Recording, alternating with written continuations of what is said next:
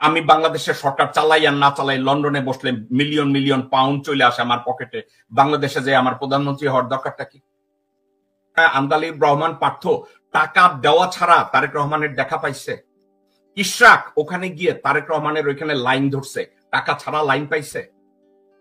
জনাব তারেক রহমান গত 16 বছরে একটা দিনের জন্য আন্তর্জাতিক একটা মিডিয়ার সামনে গিয়ে বলতে পেরেছেন আমার নাম তারেক রহমান, আমি একটা সুশীল সুসংগঠিত ভদ্র একটা প্রিন্সিপাল দিয়ে বাংলাদেশের রাজনীতি করি, আমি জাতীয়তাবাদী দলের ভারপ্রাপ্ত চেয়ারম্যান? কোনদিন আপনারা দেখেছেন? দেখেন নাই। ওই দলের নীতি নির্ধারককে জানেন? তারেক রহমানের ড্রাইভার সানি। ওই দলের নীতি নির্ধারককে জানেন? খসরু।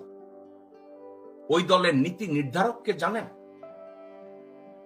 রবিউল নয়ন, যে 2 দিন আগে তারেক রহমানকে বলছে সে নাকি ম্যান্ডেলা সমান।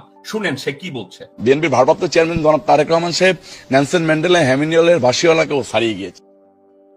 শুনেছেন? যেই তারেক রহমান গত 16 বছরে পৃথিবীর কোন সিটিং সরকার প্রধান বা সাবেক রাষ্ট্রপ্রধান বা সাবেক অফিসিয়াল বা সিটিং অফিসিয়াল এমন একটা লোকের সাথে বসে তারেক রহমান 5 মিনিট কথা বলেছে, এর কোনো ভিডিও বা ছবি আপনারা দেখেছেন? কিন্তু বাংলাদেশের জাতীয়তাবাদী দলের নেতাকর্মীদের সাথে বা বিভিন্ন দলের অমুকের সাথে উনি বসেছেন, এর অর্থ কি জানেন? একটা এনভেলপ হাতে নিয়ে তাদের সাথে দেখা করেছে। আমি তারেক রহমান বাংলাদেশে যে কোনো লোকজন ওখানে গেলে দেখা করে, আপনার কি মনে হয় আন্দালিব রহমান পার্থ টাকা দেওয়া ছাড়া তারেক রহমানের দেখা পাইছে? ইশরাক ওখানে গিয়ে তারেক রহমানের ওইখানে লাইন ধরছে, টাকা ছাড়া লাইন পাইছে? আরে ভাই, জিয়াউর রহমানের নিজের আপন ভাই বা আত্মীয় স্বজনরা ওখানে গিয়ে তারেক রহমানের সাথে দেখা পায় নাই, ওখানকার লোকজনরা বলছে $25,000 লাগবে। বিশ্বটা এখন অনেক ছোট, ইন্টারনেটের যুগ, সামাজিক মিডিয়ার যুগ। ওই সামাজিক মিডিয়ার যুগে তারেক রহমান ওইখানে বসে টাকা পাইবে এবং নেবে, এটা পৃথিবীতে জানবে না কেউ। সবাই জেনে যাবে, আমি জানবো, আপনি জানবেন, ফেসবুক যারা অ্যাক্টিভ তারা জানবে, ইউটিউবে যারা অ্যাক্টিভ তারা জানবে, সবাই জানবে।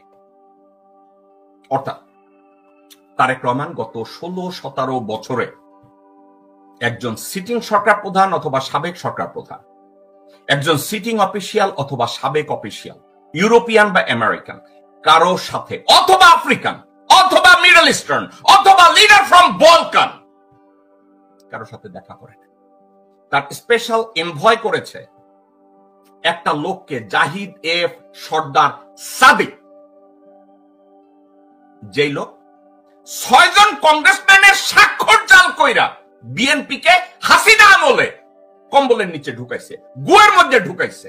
সে হয়েছে তাদের বৈদেশিক উপদেষ্টা, তারেক রহমানের খুব ঘনিষ্ঠ জন, ব্যারিস্টার সায়েমের বেড পার্টনার।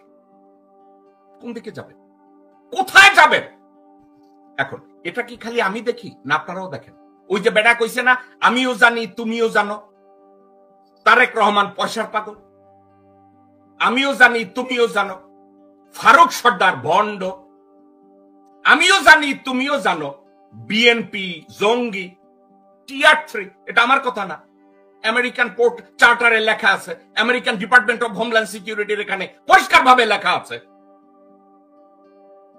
হাসিনা অথবা ভারতীয়রা যখন বিএনপির জন্য ন্যারেটিভ তৈরি করত, প্রথম লাইন ছিল ইউরোপ এবং আমেরিকায় India BNP tier 3 terrorist organisation.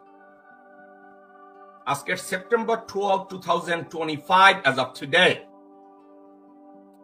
Tarique রহমানের এবং বিএনপির লবিস্টের আর ফারুক সর্দারের মতো 5-8টা নেরিকুত্তার অভাব নাই, কিন্তু বিএনপি এখনো টিয়ার 3 টেররিস্ট অর্গানাইজেশন।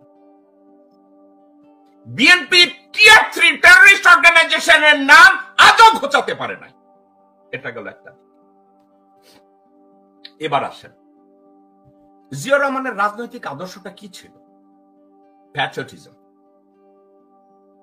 প্যাট্রিয়টিজম, প্যাট্রিয়টিজমের ব্যাখ্যা করতে গিয়ে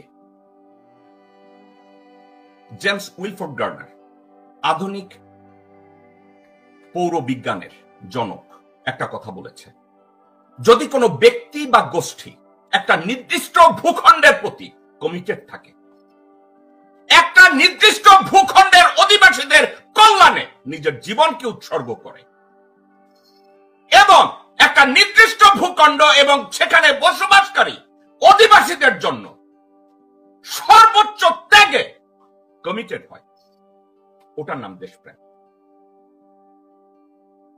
এটা আমার কথা না, জেমস উইলফোর্ড গার্নার বিভিন্ন ভাবে এই কথাটাকে বলেছে। এখন জিয়া রহমান যখন দল গঠন করে, উনি বাংলাদেশে লোকজনদেরকে বলেছিল, I'll make politics difficult for the politician. উনি এই কথাটা কাদেরকে বলছিলেন জানেন? যারা রাজনীতির নামে ভণ্ডামি করে, যারা রাজনীতির নামে দুর্নীতি করে, যারা রাজনীতির নামে দেশদ্রোহিতা করে, যারা দেশপ্রেমের নামে দেশকে বিক্রি করে, যারা দেশপ্রেমের নামে নিজের আত্মাকে বিক্রি করে দেয়, দেশের সাথে বেইমানি করে। জিয়া রহমান বলেছিলেন, I'll make politics difficult for those political leaders. কিন্তু জিয়া রহমানের এই কথাটাকে উল্টে দিচ্ছে বর্তমান বিএনপি এবং তারেক রহমান। জিয়া রহমান যখন সরকার গঠন করে, জিয়া রহমানকে কার্টার অ্যাডমিনিস্ট্রেশনের এক ভদ্রলোক, তার নাম Anthony lake, Anthony lake Zia রহমানকে বলেছিল, what is your ultimate goal? Zia Rahman বলছিলেন, by all sacrifice, utmost sacrifice, I have to keep the sovereignty of my land intact by all means. Anthony Lake হাসি দিয়া বলছিল, how about your biggest sacrifice of your lifetime? Zia বলছিলেন, even if I have to make the biggest sacrifice of my life, give up my life. That was Zia Rahman. Zia Rahman সাহেবকে প্রতি রাতে 5 বার 7 বার ঘুম ভাঙানো হতো এটা বলার জন্য, স্যার রয়সে আমনেরে মারতে। বেচারা ঘুমাতেও পারে না। সেই জিয়া পরিবার বাংলাদেশে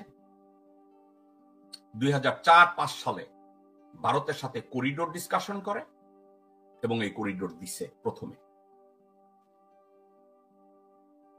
কেন জানেন? বরকতুল্লাহ